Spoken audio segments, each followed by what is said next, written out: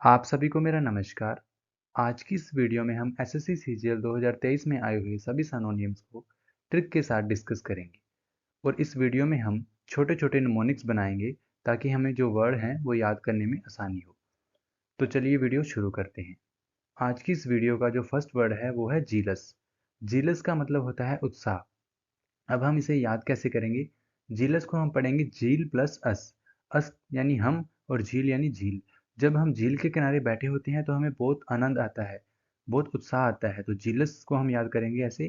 तो जीलस का मतलब हो जाएगा उत्साह यानी झील प्लस अस। झील यानी झील और किनारे उसके बैठे होंगे हम तो बहुत आनंद आएगा। तो जीलस का मतलब हो जाएगा उत्साह। इसका फर्स्ट ऑप्शन है एंथुसियास्टिक।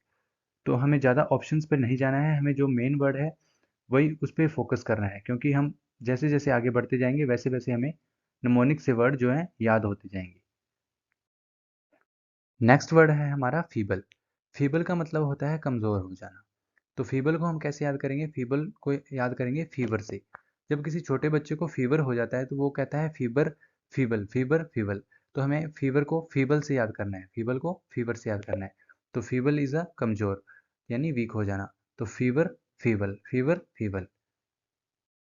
नेक्स्ट थर्ड वर्ड है हमारा होस्टाइल। होस्टाइल का मतलब होता है शत्रुता यानी कोई शत्रु यानी अनफ्रेंडली। तो इसे याद कैसे करेंगे? इसकी ट्रिक बनाएंगे हम हॉस्टल से। तो जैसे हॉस्टल में हमारे क्या होते हैं कि बहुत कम फ्रेंड होते हैं, लेकिन ज़्यादातर जो होते हैं वो हमारे दुश्मन होते हैं यानी अनफ्रेंड होते हैं। कुछ फ्रेंड होते हैं लेकिन ज़्यादातर अनफ्रेंड होते हैं, तो हम हॉस्टल से याद करेंगे हॉस्टाइल को। हॉस्टाइल यानी हॉस्टल से याद करेंगे तो शत्रुता हो जाएगा। नेक्स्ट वर्ड है हमारा रेडी। रेडी तो इजी है, तो इसकी कोई ट्रिक बनाने की हमें ज़रूरत नहीं है। रेडी का मतलब होता है तैयार करना या तैयार।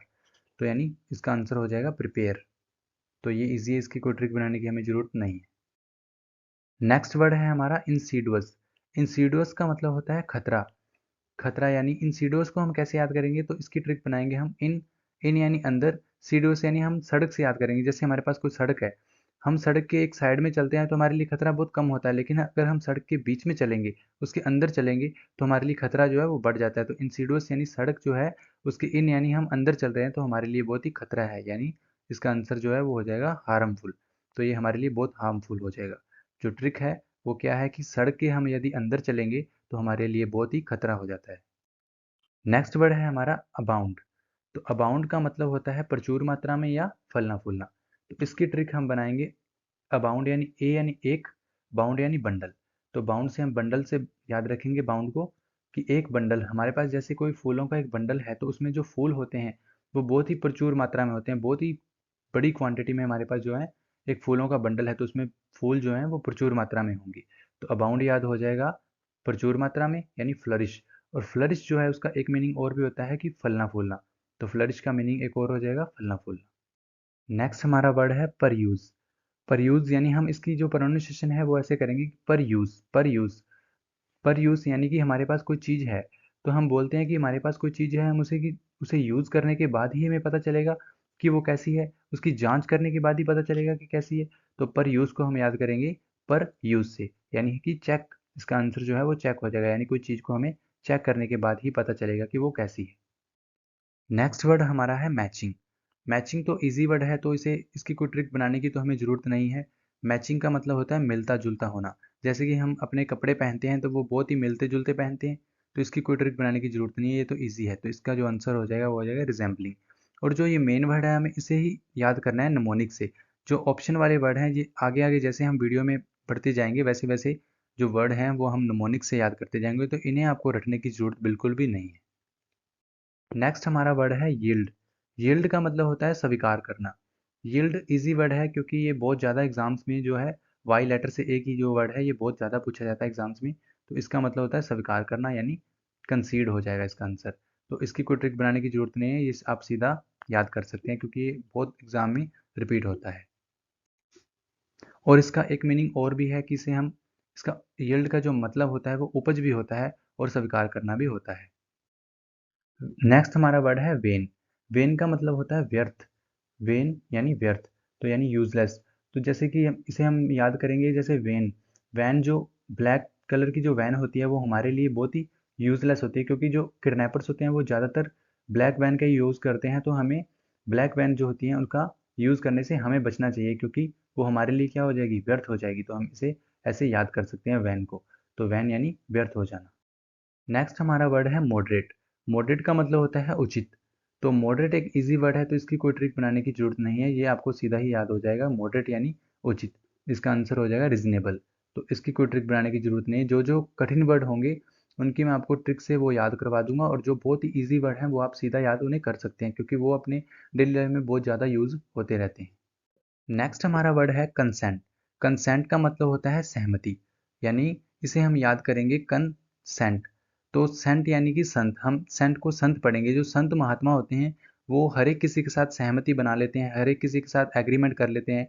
तो हम सेंट को संत पढ़ेंगे। तो कंसेंट यानी कि सहमति बना लेना किसी के साथ। तो इसका आंसर हो जाएगा असेंट।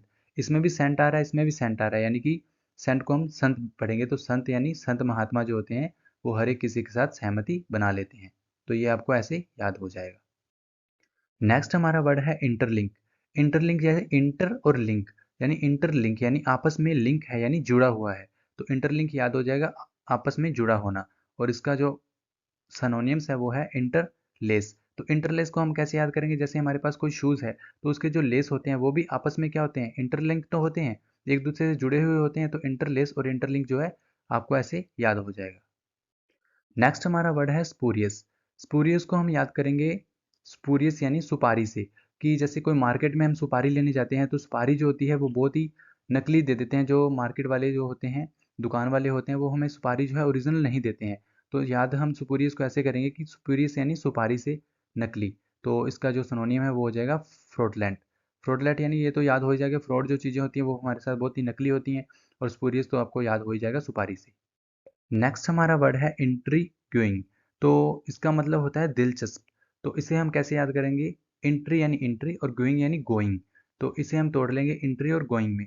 जैसे हम कहीं जा रहे हैं, जैसे हमारे पास कोई हम कोई मॉल में जा रहे हैं, तो मॉल में जो हम जाते हैं तो मॉल में जब हम एंट्री लेते हैं तो जो हमारी एंट्री है वो बहुत ही इंटरेस्टिंग तरीके से होनी चाहिए, यानी दिलचस्प तरीके से होनी चाहिए।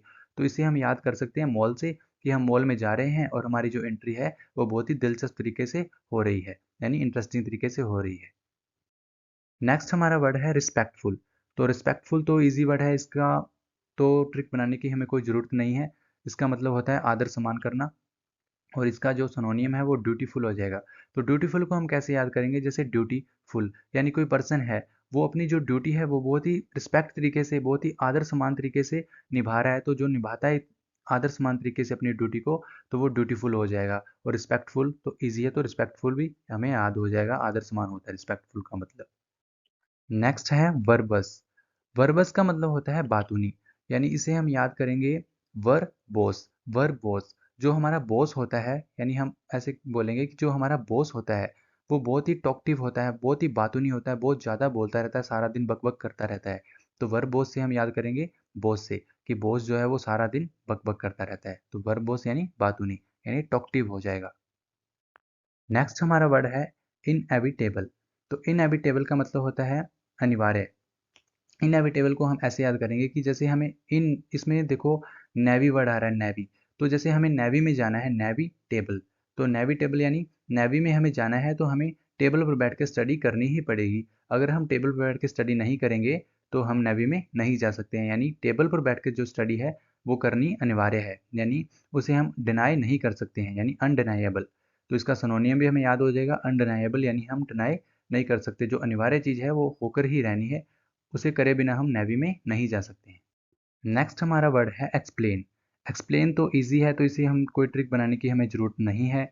एक्सप्लेन का मतलब होता है व्याख्या करना, यानी हम व्याख्या करना। तो इसका मतलब जो है इलेबोरेट हो जाएगा। इलेबोरेट यानी हम बोलते हैं कि कोई चीज़ को इलेबोरेट करो, यानी उसकी व्याख्या करो, यानी एक्सप्लेन करो। तो इसकी कोई ट्रिक बनाने की ज़रूरत नहीं है, ये हमें ईजिली याद हो जाएगा। नेक्स्ट हमारा वर्ड है कॉन्सिक्वेंस। कॉन्सिक्वेंस का मतलब होता है परिणाम, यानी कोई चीज़ का रिजल्ट। कॉन्सिक्वेंस को हम याद करेंगे सीक्वेंस से, यानी जब हमारे पास कोई चीज़ है तो हम उसे सीक्वेंस में अरेंज करते हैं तो उसका जो रिजल्ट है वो बहुत ही हमारे पास अच्छा निकल के आता है। और इसका जो सिनोनियम है आउटकम, उसे हम आउट प्लस कम से याद करेंगे, यानी आउटकम।